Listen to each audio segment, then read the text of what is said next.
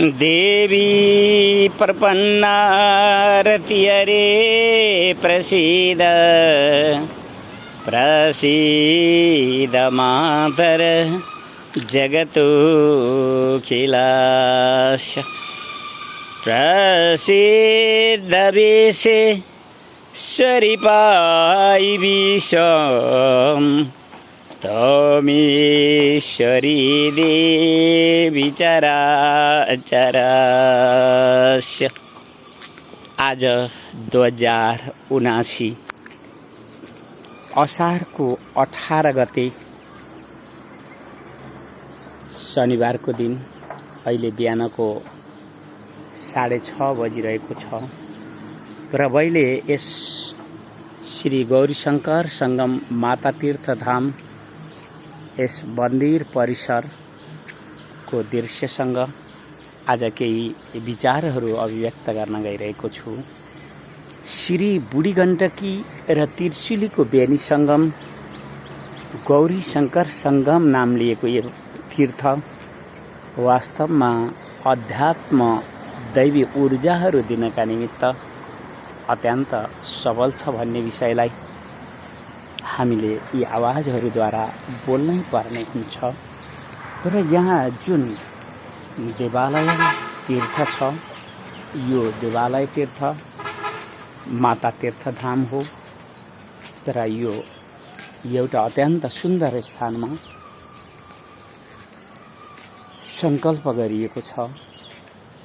जति बेला म काली गण्डकीको काखबाट बुढी गण्डकीको हात समाउनका निमित्त आइपुगेँ त्यो दिन 2067 फागुन 3 गते बिहान मंगलबारको दिन बिहान 8:30 बजेको थियो।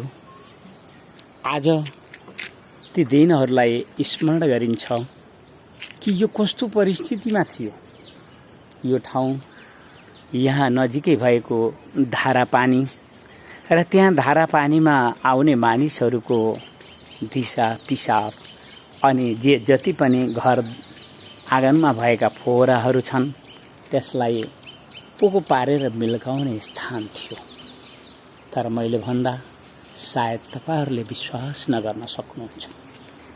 त्यही स्थल हो अग्निलाई साँची राखेर जब माता तीर्थधामको संकल्प गरियो र त्यस माता तीर्थधामको पूर्णताको रूप लिनका निमित्त अनेक वैदिक विधिहरूलाई अपनाइयो र ती विधिहरूका कारणले गर्दा आज यो यस रूपमा आउन पुगेको हो भन्ने मलाई लागिरहेको छ।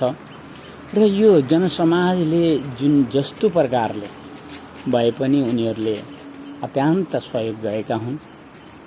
हामी के सोच्छौँ भने केवल आर्थिक सहयोग नै सहयोग हो, त्यसो होइन। सबभन्दा पहिला त यो यस्तो स्थानलाई एउटा घुम्दै आएको तीर्थ घुम्दै आएको एउटा आत्रीय परमहंस भिक्षु तीर्थ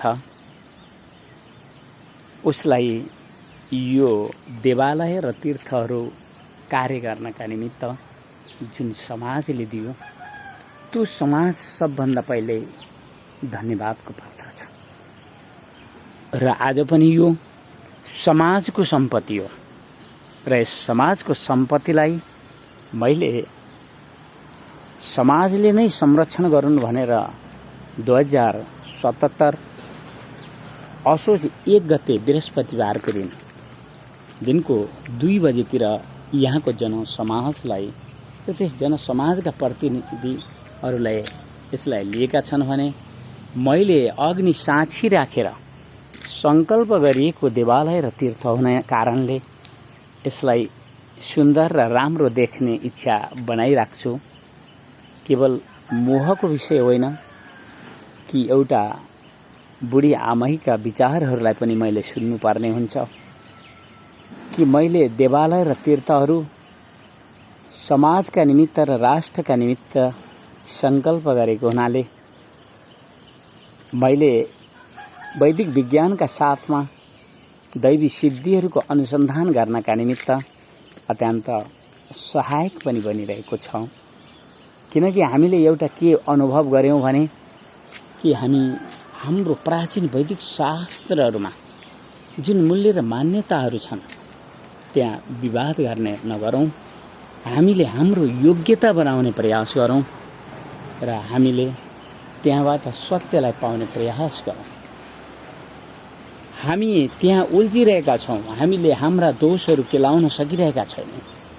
त्यसैले पनि होला कति बेला मैले मेरा आवाजहरूलाई हिन्दू समाजलाई शोधन गर्नुपर्ने आवश्यकताको महसुस गरिरहेको छु र त्यसैका लागि वैदिक विज्ञान अनुसन्धान वर्ष 2078 र वैदिक विज्ञान अनुसन्धान वर्षले मलाई के बोध गराइरहेको छ भने कि यो राष्ट्रको हितका निमित्त, वैदिक सनातन धर्मको हितका निमित्त यो हिन्दू समाजलाई सुव्यवस्थित र न्याय पूर्ण व्यवहारको एउटा सामाजिक जुन हाम्रो प्राचीन वैदिक परम्पराहरू थिए त्यसमा पुनः स्थापित गर्नका निमित्त, हामीले हिन्दू समाजलाई शोधन गर्नका निमित्त हामीलाई दैवी सिद्धिको आवश्यकता हुनाले 2079 दैवी सिद्धि अनुसन्धान वर्षको रूपमा लिएको हुनाले यी आवाजहरू तपाईलाई मैले यहाँको मन्दिर परिसरबाट देखाइरहेको छु। यो यहाँको दृश्य हो। तपाईं जहिले कहिले पनि आउनुभयो भने यहाँ तल हेर्नुहोस्, यो काठमाडौँ नारायणघाट पोखरा सम्पर्क जोड्ने यो राजमार्ग हो र यस राजमार्गमा तपाईं जब काठमाडौँ जाँदै हुनुहुन्छ अथवा पोखरा नारायणघाट तरफ जाँदै हुनुहुन्छ भने अवश्यमेव यो बुढी गण्डकी र त्रिशुलीको सङ्गम, यस बेनी सङ्गम जसलाई आजको समयमा यस देवालयको सम्बन्ध साथ गौरीशंकर सङ्गम, गौरीशंकर घाटको रूपमा पनि यसलाई परिचय गराउने प्रयास गरिएको छ। तर यो विषय इतिहासको विषय हो र त्यो इतिहासको विषयलाई जनविश्वास जित्न सक्नुपर्छ। जनविश्वास जित्नका निमित्त हामीसँग दैवी सिद्धि हुनुपर्छ। दैवी सिद्धि देखाउनका निमित्त हामीले अनुभव गरेको प्रकृतिका अष्ट सिद्धिहरू ती प्राप्त हुनुपर्छ र ती प्राप्त भएर जब हामी दैवी प्रकोपका साथमा यो राष्ट्रको हितका निमित्त, हाम्रो वैदिक सनातन धर्मको हितका निमित्त अनि हामीले यो समाजको हितका निमित्त र हामीले हाम्रो हिन्दू समाजलाई एउटा त्यस्तो विज्ञान सम्बद्ध जहाँ अन्धविश्वास, विकृति र विसङ्गति, कुनै पनि प्रकारका अन्याय र शोषणहरू नहुन्, त्यस प्रकारको सोच र चिन्तनहरू पनि हामीले राखिरहेका छौँ। हामीलाई अन्धविश्वास मान्नु कुनै आवश्यकता छैन, किनकि हामी आधुनिक भौतिक विज्ञानको अगाडि उभिएका छौँ। हामी प्राचीन वैदिक शास्त्रका साथमा, वैदिक विज्ञानका साथमा उभिएका छौँ र हामीले जुन प्रकृतिको दैवी कला, दैवी सिद्धि अनुभव गरिरहेका छौँ, त्यसैले पनि यी आवाजहरू तपाईहरु सामु हामी पुर्याइरहेका छौँ। यो राष्ट्रको जुन जीवन भविष्य छ त्यो हामीले विचार गर्दा, हामीले जुन इतिहास, यो राष्ट्रको राष्ट्रिय एकीकरणलाई विचार गर्दा हामीलाई कस्तो लाग्छ भने यो राष्ट्रमा वीर र कविहरूलाई सम्मान दिनुपर्छ। यो राष्ट्रमा वीर र कविहरूलाई सम्मान दिनुपर्छ। हामीले वीर र कविहरूलाई सम्मान दिन सिक्यौं भने अवश्यमेव हामीले यो राष्ट्रलाई संरक्षण गर्न सक्छौं। आजको वर्तमान परिस्थितिमा जुन हामीले अनुभव गरिरहेका छौं, यो फोहोरिएको बहुदलीय राजनीति प्रणाली र राज्य शासन सत्ताका निमित्त जुन प्रकारको हानालुछी, खिचातानी, अस्वस्थ प्रतिस्पर्धाहरू हामीले देखिरहेका छौं, त्यसको विरोधमा हामी सडकमा गयौं भने हामी सफल रहन सक्दैनौं। किनकि वैदिक शास्त्रहरू र वैदिक विज्ञान त्यो यस्तो प्रतिभापूर्ण शक्ति हो जो कसैले जतिसुकै जे भनौँ, तर प्रकृतिका आडमा उभिएर हामीले जुन दैवी सिद्धिहरू र त्यसद्वारा प्राप्त हुन सम्भव ती दैवी प्रकोपहरूलाई हामीले प्रयोग गऱ्यौँ भने, सदुपयोग गऱ्यौँ भने, जस्तै कस्तै उदण्ड भए पनि ती सबै तह लगाउन सकिन्छ भन्ने कुरालाई हामीले कृष्ण अर्जुन संवाद, श्रीमद् भागवत गीता र दुर्गा सप्तशती, रामायण, महाभारत यस्तै पुराण र वैदिक ती शास्त्रहरूबाट आज हामी विचार गरिरहेका छौँ। यो राष्ट्रको हितका निमित्त हामीले यी आवाजद्वारा बोल्नुपर्ने हुन्छ कि यो राष्ट्र हितका निमित्त जनशक्तिको आवश्यकता छ, जनसङ्ख्याको आवश्यकता छैन। जनसङ्ख्यालाई नियन्त्रण गर्ने सामर्थ्य प्रकृति प्रकोपसँग छ। त्यो प्रकृति दैवी प्रकोपद्वारा जब जनसङ्ख्या नियन्त्रित हुन्छ र जो जनशक्ति छ त्यसको सदुपयोगको लागि जुन राज्य शासन व्यवस्था प्रणाली हो, त्यसलाई कुनै त्यस्तो राष्ट्रभक्त कवि र वीरहरूले सङ्कल्प साथमा उभिएर त्यसको सदुपयोग गर्न पुग्नेछन्। अवश्यमेव यो राष्ट्र एउटा सबल र सफल राष्ट्रको रूपमा परिणत हुन पुग्नेछ। हामीले विचार गरिरहेका छौँ कि हाम्रा समाजका ती जसलाई शूद्र, पानी नचल्ने भनेर भनिरहेका छौँ, उनीहरू कपडा सिलाउँदैमा, भाँडा र ती औजारहरू कुट्दैमा, ती जुत्ताहरू सिलाउँदैमा उनीहरूलाई हाम्रा ऋषिहरूले जुन प्रकारको आज हामीले व्यवहारहरू समाजमा देखिरहेका छौँ त्यस्तो सजाय दिएको देखिएन। तर उनीहरूको जुन आचरण छ त्यो आचरणमा मतवाली, त्यो पशुपन्छी हिंसाहरूको कारणले गर्दा हाम्रा ऋषिहरूले उनीहरूलाई श्राप दिएका रहेछन्। किनकि उनीहरूको बुद्धिलाई सुधार्नुभन्दा उनीहरूलाई श्राप दिएर तह लगाउनु नै सजिलो उपाय मानिएको रहेछ। तपाईहरूको समाजमा जुन बहुदलीय राजनीतिका ती ठेकदारहरू जो राज्य शासन सत्तालाई हानारुची गर्नका निमित्त अस्वस्थ प्रतिस्पर्धामा उभिएका छन्, उनीहरूले जे जस्तो भने पनि हामीले के बुझ्नु पर्यो भने कि हामीले जुन पानी बार आबार र छुवाछुतका जुन परम्पराहरू तपाईलाई हिन्दू समाजमा देखियो भने र कतै ती वैदिक शास्त्रहरूमा र कुनै धर्मशास्त्रहरूमा देखियो भने तपाईहरु के बुझ्नु होला भने त्यहाँ अनुशासन र शिक्षालाई जोड दिनका निमित्त ती पाठहरू राखिएका हुन्। तपाई कपडा सिलाउँदैमा, तपाई भाँडाकुँडा र ती औजारहरू बनाउँदैमा, तपाईले ती सुनका गहनाहरू र आदि आदि गराउँदैमा तपाईलाई पानी बाराबार र छुवाछुत गरिएको होइन।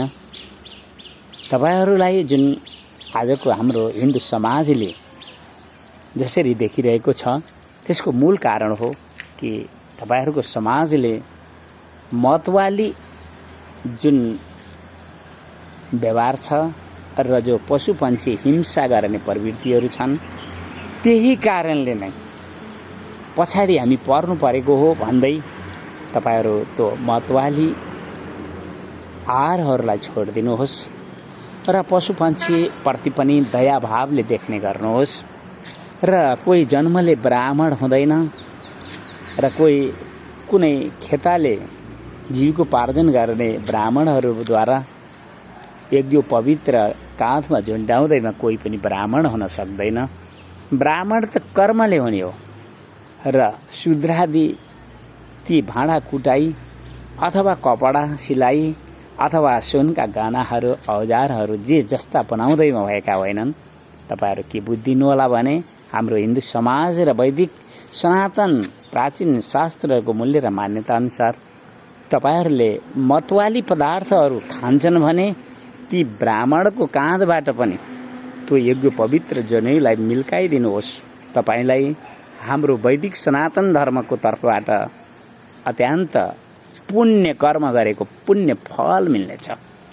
र तपाईको समाजमा मतवाली छन् र पशुपन्छी हिंसा जथाभावी गर्दैछन् भने उनीहरूलाई हाम्रो धर्मले अन्याय गरेको यस्तो पनि नसम्झनुहोस्। र हाम्रो धर्मले अन्याय गरेको रहेछ भने तपाईले मतवाली प्रवृत्तिहरू छोडेर शिक्षा र अनुशासनको बाटोमा उभिदिनुहोस्। म भन्छु कि हाम्रो समाज परिवर्तन हुन्छ, होइन भने विवाद हुन्छ।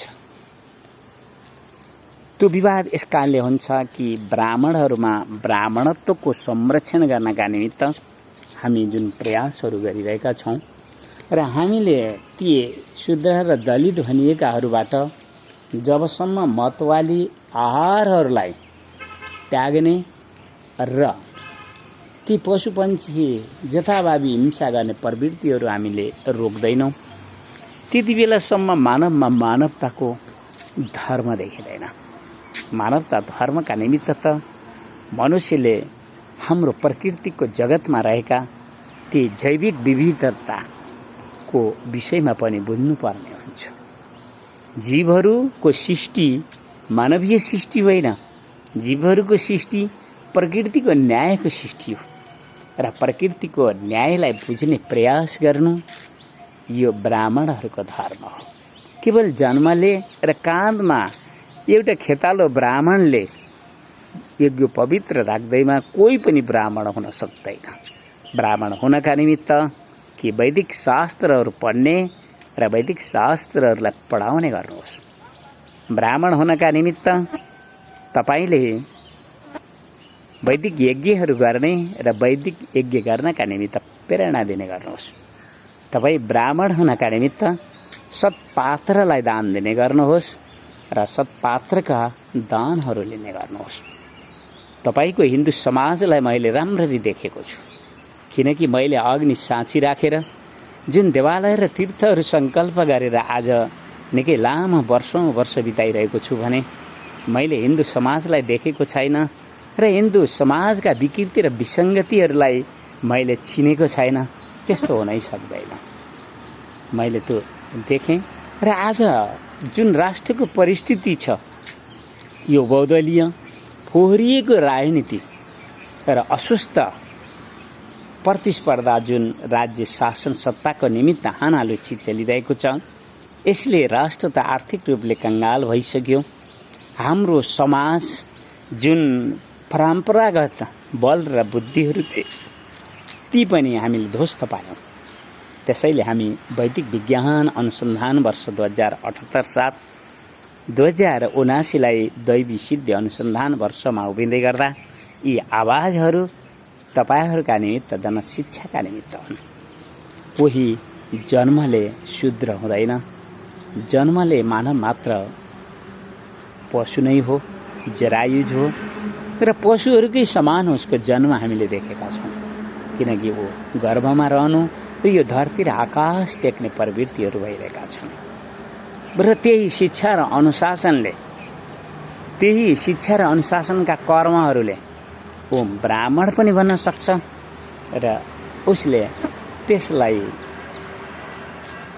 अनुपालन गर्न सकेन भने वो शूद्र नै रहन सक्छ र उसले मानवताका व्यवहारहरूमा उभिन सकेन भने त्यो जन्तु हो। यसरी पनि बुझ्नुपर्छ। तपाईका दुईटा खुट्टा हुँदैमा तपाईँ मनुष्य हुन पाउनु हुँदैन। त्यस्तो भयो भने त चराचुरुङ्गी र ती कुखुराहरू पनि समानताको नारा लिएर उभिन आइपुग्नेछन्। तपाईको रगत रातो हुनाले यदि तपाईँ समानताको भाषा बोल्नुहुन्छ भने तपाईका ती सहरहरूमा पालिएका कुकुरका जुन रगतहरू रातो भएर होला।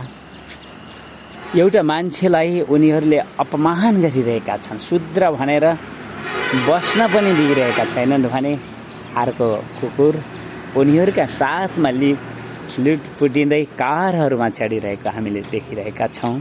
यसबाट हामी के बुझ्छौँ भने एउटा जैविक विविधतामा कर्मको सिद्धान्त छ। त्यो कर्म अनुसार जीवका भोगहरूको सिद्धान्त हुन्छन् र ती भोगहरूलाई प्राप्त गर्नका निमित्त जीवहरू हर प्रयास गरिरहेका छन्। म पनि त्यही अन्तर्गतको एउटा हुनाले मैले प्रकृतिको खुला विश्वविद्यालयमा जुन प्रकारको शिक्षाहरू पाएँ र मैले एउटा काली गण्डकीको काखमा खेल्ने मान्छे बुढी गण्डकीको हातमा समाइएर जुन प्रकारका शिक्षा र उपदेशहरू मलाई मिलिरहेका छन् त्यसबाट म निकै नै प्रसन्न पनि छु। किनकि मेरो बुद्धिले मैले कहिले पनि यस्तो सोचिनँ कि एउटा एक्लो मागन्ते भिखारी जीवनको बाटो रोजेर निक्लिएको मान्छे कि कुनै समय फर्किएर ती जन्म दिने आमाका आँसुहरूलाई सम्मान दिँदै विश्व मानव जातिलाई सिर्जना गर्ने ती देवी आमाहरूलाई सम्मान दिनका निमित्त उनीहरूको व्यवहार शिक्षित, अनुशासित र सभ्य खोज्दै मैले जुन मेरो बुद्धिहरूलाई अग्नि साक्षी राखेर देवालय र तीर्थहरू गर्नु सङ्कल्प गर्नु र यस बनिरहेका देवालय र तीर्थहरूलाई संरक्षण गर्नका निमित्त सूर्याग्नि नामका देवतालाई साक्षी राखेर त्यस्ता दुष्ट, मूर्ख र घमण्डीहरूलाई श्रापको विधि पनि बनाइदिएको छु। त्यसैले देवालय र तीर्थहरूमा पुग्दा सेवाको भावले पुग्ने गर्नुहोस्। अन्य दोषबाट जानुभयो र तपाईलाई देवालय र तीर्थमा लाग्ने दोषले छोयो भने अवश्यमेव त्यो दरिद्र हुनेछ, रोगी हुनेछ, ऋणी हुनेछ र अत्यन्त अशान्त दुखी भएर यो संसारबाट विदा भएर पनि जानेछ। यो देवालयको संरक्षणका निमित्त, तीर्थहरूको संरक्षणका निमित्त वैदिक विज्ञानको प्रयोग गरिएका तीर्थहरू हुन् र यसलाई वैदिक विज्ञानका साथमा यो समाजको सम्पत्ति हो र समाजको सम्पत्तिलाई संरक्षण गर्नका निमित्त यस प्रकारको श्रापको विधि राखिदिएकाले पनि यो तीर्थले आमूल परिवर्तनका स्वरूपहरू पाइरहेको छ। हामी यो भन्दैनौँ कि हिन्दू समाजमा जुन प्रकारको धर्मको नामले अन्याय र शोषणहरू भइरहेका छन् त्यो भएको होइन, त्यसो हामी भन्दैनौँ। हामीले अन्धविश्वासलाई पनि मान्दैनौँ र समाजमा देखिएका जुन धार्मिक अन्याय र शोषणहरू छन्, समाजमा देखिएका जुन धार्मिक, जुन सत्य र धर्मको बलमा उभिनु पर्ने हो, त्यहाँ विकृति र विसङ्गति विचारहरू छैनन्, त्यसो होइन, छन्। हामी तिनीहरूको गोडमेल गरिरहेकै छौँ र वैचारिक रूपले हामीले यो गोर्खा राज्य नेपाल वेदको उर्वर हुनाले यस वेदको उर्वर भूमि गोर्खा राज्यलाई सम्मान दिँदै हामीले हाम्रो फोहोरिएको बहुदलीय राजनीति शासन प्रणालीलाई कसरी हुत्याउने भन्ने विषयमा निरन्तर चिन्तन गरिरहेका छौँ र बहुल जनमतले मात्रै राष्ट्रको हित गर्छ भन्ने सत्यतालाई हामीले पाएनौँ। त्यसैले पनि हामीले वैदिक विज्ञानका साथमा, हामीले ती दैवी सिद्धिहरूका साथमा, हामीले ती दैवी प्रकोपहरूका साथमा यो गोर्खा राज्य नेपालको अस्तित्वलाई वीर र कविहरूको बलमा पुनः स्थापित र सबल पार्नेछौँ र समयमा नै हामीले यो विषयलाई उठाउनु परिरहेको अनुभव गरेका छौँ भन्दै मैले आजको यो दृश्य भिडियोलाई यतै रोक्छु। देवी प्रपन्नार्ति हरे प्रसीद प्रसीद मातर जगतोऽखिलास्य प्रसीद विश्वेश्वरि पायि विश्वं त्वमेश्वरी देवी चराचरस्य। यो आजको दृश्य भिडियो हो। आज 2079 असारको 18 गते शनिबारको यो प्रत्यक्ष दृश्य भिडियो भन्दै म मेरो आवाजलाई यतै रोक्छु। धन्यवाद।